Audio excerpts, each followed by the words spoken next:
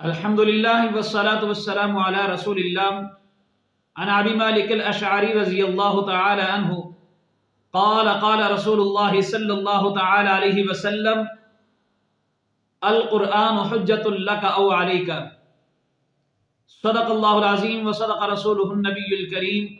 ونحن على ذلك لمن الشاهدين والشاكرين والحمد لله رب العالمين۔ محترم ناظرین، یہ حدیث مبارکہ مشکوٰۃ شریف کے اندر صفحہ نمبر 38 پر موجود ہے، اور یہ حدیث مسلم شریف کے اندر بھی ذکر کی گئی ہے، اور اس کے روایت کرنے والے حضرت ابو مالک اشعری رضی اللہ تعالی عنہ جو اس کو مرفوعاً نقل فرماتے ہیں، وہ فرماتے ہیں کہ نبی کریم صلی اللہ تعالی علیہ وسلم نے ارشاد فرمایا کہ قرآن تیرے لیے حجت ہے یا تیرے خلاف حجت ہے۔ یعنی اگر ہمارا عمل قرآن مجید کے مطابق ہے، ہم نے قرآن مجید پر عمل کیا، جیسے عمل کرنے کا حق ہے، جیسے قرآن مجید کو ماننے کا حق ہے، اسی انداز سے ہم نے قرآن مجید کو مانا، قرآن مجید کو پڑھنے کا جو حق ہے اسی انداز سے ہم نے قرآن مجید کو پڑھنے کا حق ادا کیا۔ اگر ہم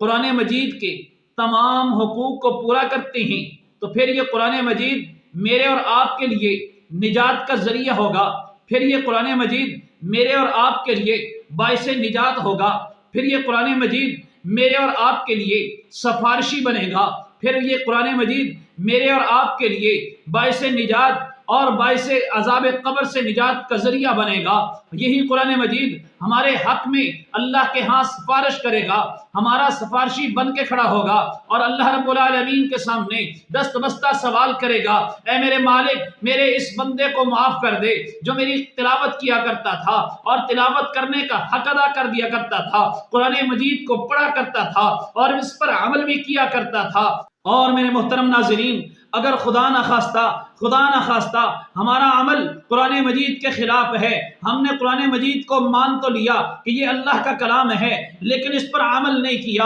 اگر ہم نے قرآن کو مان تو لیا لیکن اس کی بات کو نہیں مانا، اس پر عمل نہیں کیا، اس کی تلاوت اس انداز سے نہیں کی جس طرح کرنی چاہیے تھی، اور اس قرآن مجید پر عمل اس انداز سے نہیں کیا جیسے کرنا چاہیے تھا، پھر یہی قرآن تیرے اور میرے خلاف کھڑا ہوگا، پھر یہی قرآن مجید میرے اور تیرے خلاف یہ ایک حجت بن جائے گا، پھر یہی قرآن مجید میرے اور تیرے خلاف کھڑا ہو کر مدعی بنے گا اور اللہ کے ہاں کھڑے ہو کر ہمارے خلاف سفارش کرے گا اور کہے گا، اے میرے مالک الملک، یہ مجھے پڑھتا نہیں تھا، اس نے مجھے بند کر کے الماری میں رکھ دیا تھا، اے مالک الملک، یہ میری حقوق کو ادا نہیں کیا کرتا تھا، لہذا میں اس بدبخت کے خلاف سفارش کرتا ہوں کہ تو اس کو عذاب قبر میں مبتلا کر، تو اس کو جہنم کے اندر ڈال دے، میں اس کے حق میں کوئی سفارش نہیں کروں گا۔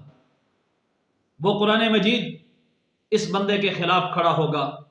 اور ایک حدیث مبارکہ میں آتا ہے، نبی کریم صلی اللہ تعالی علیہ وسلم نے ارشاد فرمایا کہ جو بندہ اس قرآن کو زبانی یاد کرتا ہے اور زبانی یاد کرنے کے بعد پھر اس کو بھلا دیتا ہے تو اس نے کبیرہ گناہ کا ارتکاب کیا۔ میرے محترم ناظرین، نبی کریم صلی اللہ تعالی علیہ وسلم نے ارشاد فرمایا، قرآن مجید کے اندر ایک سورہ ہے جس کا نام سورۃ الملک ہے، 30 آیات ہیں، جو بندہ یہ سورۃ ملک کو پڑھ کر سوتا ہے اور اس کا معمول بنا لیتا ہے تو پھر یہ سورہ ملک اس کو عذاب قبر سے بچاتی ہے اور اس کے سرہانے کی طرف سے آ کر کھڑی ہو جاتی ہے اور اپنے پروردگار عالم کے سامنے دست بستہ کھڑی ہو جاتی ہے، سوال کرتی ہے اور کہتی ہے، میرے مالک، میرے اس دوست کی حفاظت فرما، اس کو عذاب قبر سے محفوظ فرما، اور اگر تو اس کو عذاب قبر میں مبتلا کرنا چاہتا ہے، میری سفارش کو قبول نہیں کرتا، تو پھر مجھے اپنے کلام سے باہر نکال دے۔ اللہ کے رسول صلی اللہ علیہ وسلم نے فرمایا، یہ اس وقت تک سوال کرتی رہے گی، اس وقت تک سفارش کرتی رہے گی